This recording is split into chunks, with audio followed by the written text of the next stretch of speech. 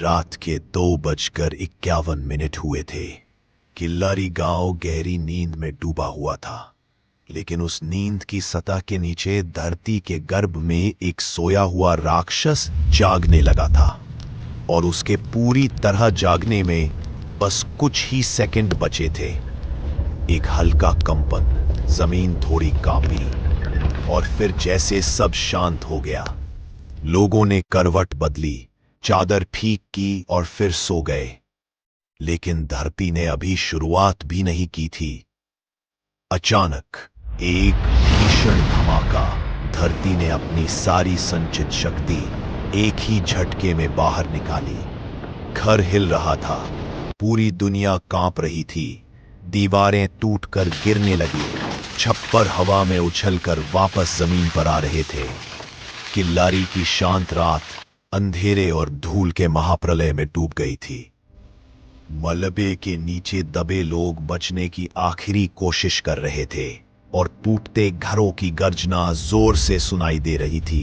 बचाओ, बचाव आवाजें आ रही थी। एक महिला जोर से मदद के लिए गुहार लगा रही थी। कोई है क्या? मेरा बच्चा अंदर है। बच्चा भी मदद के लिए चिल्ला रहा था, मां मुझे बाहर निकालो। पर धरती रुक नहीं रही थी। वह क्रोधित थी, वह उफान पर थी, वह टूट रही थी। और फिर एक भयंकर शांत पल आया जिसने पूरे गांव को एक ही क्षण में झटका दिया। सुबह हुई, सूरज निकला, लेकिन उसकी रोशनी में गर्मी नहीं थी, बस विनाश की ठंडी चमक थी। किल्लारी मानो नक्शे से मिट चुका था। जहां घर थे वहां सिर्फ मलबा था, जहां हंसी थी वहां सन्नाटा, जहां सपने थे वहां राख। लोग बाहर आए, धूल में लिपटे, घायल कांपते हुए, लेकिन उनकी आंखों में सिर्फ एक सवाल, हमारे लोग कहां हैं? एक पिता हाथों से मलबा हटाते हुए रो रहा था, मेरा बच्चा यहीं है, मुझे उसे देखना है, बस एक बार। एक मां टूटी दीवार को पकड़कर फूट फूट कर कह रही थी, गोपाल बस एक बार आवाज दे। उन आवाजों में सिर्फ दो चीजें थी, घुटी हुई पीड़ा और टूट चुका विश्वास। बचाव दल आया, उनके हाथ कांप रहे थे, पर वे रुक नहीं रहे थे।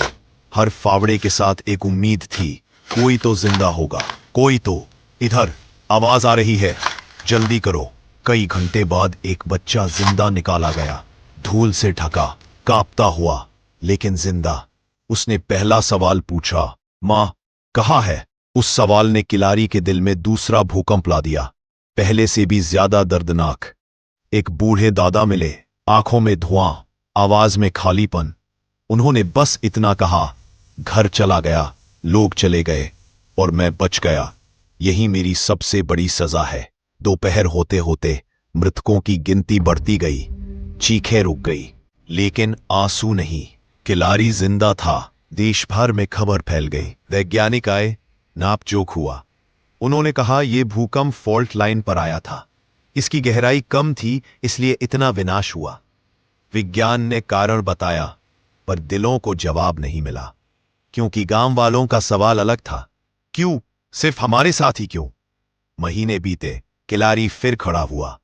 नई सड़कें, नए घर, नई शुरुआत, लेकिन पुराने घाव आज भी ताजा है। रात को कई लोग अब भी डर कर उठ जाते हैं, उन्हें लगता है दीवारें फिर हिल रही हैं। बच्चों को आज भी उस रात की आवाजें सुनाई देती है। किल्लारी आगे बढ़ा, लेकिन वो रात आज भी उसका पीछा नहीं छोड़ती।